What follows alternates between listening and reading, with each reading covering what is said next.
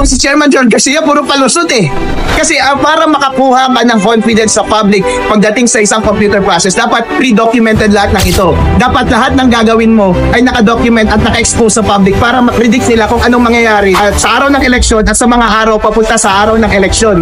Ngayon kasi ang nangyayari, kapag may kapapakita na nangyayari, ang dali kasi magsisi ng bawat tao eh. At ang dali mag-invento ng kalokohan. Hindi mo tuloy alam kung totoong explanation yon or palusot lamang. Pero kung pre-documented na lahat ng process, tapos kapag nakita natin na nag-depart yung COMELEC doon sa process na yon, edi makikita talaga natin na sablay ang COMELEC sa kanilang process. Ngayon pa nga lang, dahil sa fact lamang na hindi sila naglabas ng documentation katulad na ito, ang laking palpak na yun sa kanila at hindi nila deserve ang tiwala ng taong bayan.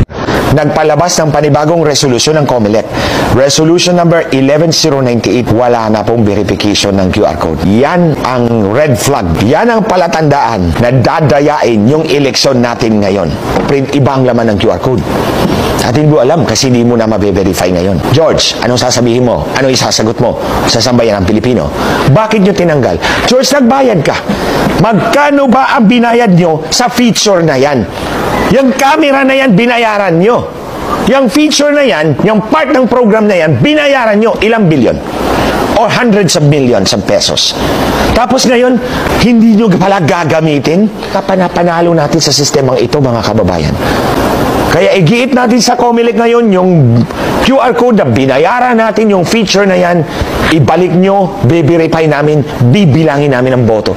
That's the only way to keep our elections honest, credible, and transparent. Ang QR code, hindi po naglalaman ng pangalan ng kandidato. Ang laman po niyan ay code na pwede kong baguhin kung gusto kitang dayain. At sinong pwedeng magbago? Eh di siya may hawak. Si COMELEC. Oh. Yung QR code, nasa sa resibo po ninyo, hindi pangalan ng kandidato ang nandun, kundi code. At kung gusto kong dayain, ipapalit ko yung code. Hindi mo alam. At sino may hawak nun? Yung lookup table, yung reference table, si COMELEC. At si election provider. Oh. So, pag binerify mo, syempre, naka-hook up yun sa kanilang lookup table. So, ilalabas nila. Makikita mo dito sa right side kung ang laman ng QR code is exactly yun yung nakaprint doon sa resibo mo. So, pwede mong i-verify yun, di ba? Papabasa mo. Kasi pwede naman eh.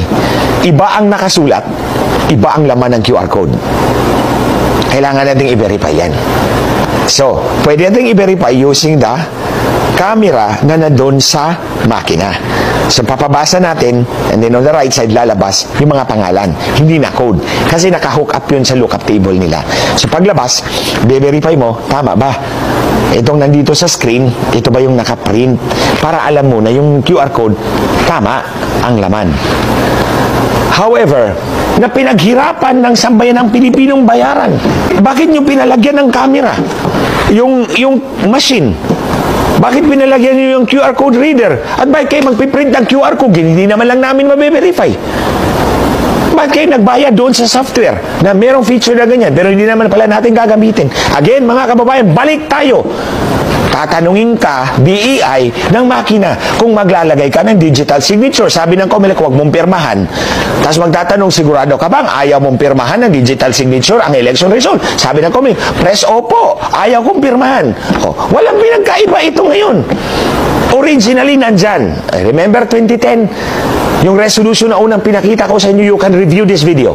Nandoon yun. I button, receptacle key.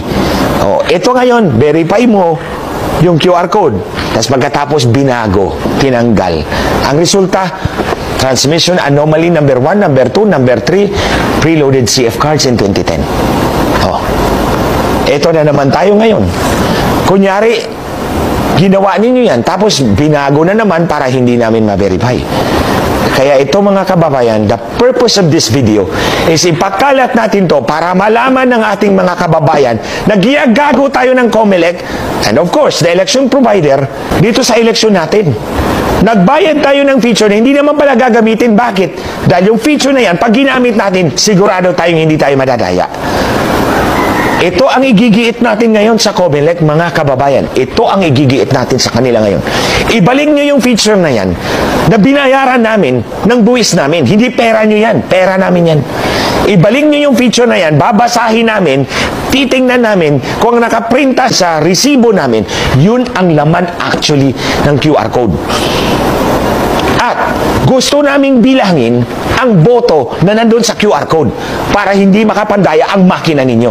Kasi mga kababayan, pag binilang natin, at tulad na ng sinabi ko, there is an app na pwede nating basahin. Hindi tayo, wag na natin gamitin yung makina nila, yung camera nila.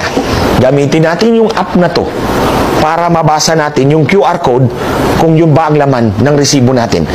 Tapos, at a rate of 800 QR codes per hour, mabibilang natin yung mga boto. So kung mabilang natin ang boto using the QR code, hindi makakapandaya yung makinala. Kahit anong gagawin nila, mabubuking at mabubuking sila. Remember the revision report of Congressman Villafuerte? Nakalusot dahil wala tayong nakikita. Wala tayong nakikita. Lahat ng daya nandun sa makina or sa transmission. Anong kapanapanalo natin sa sistemang ito, mga kababayan?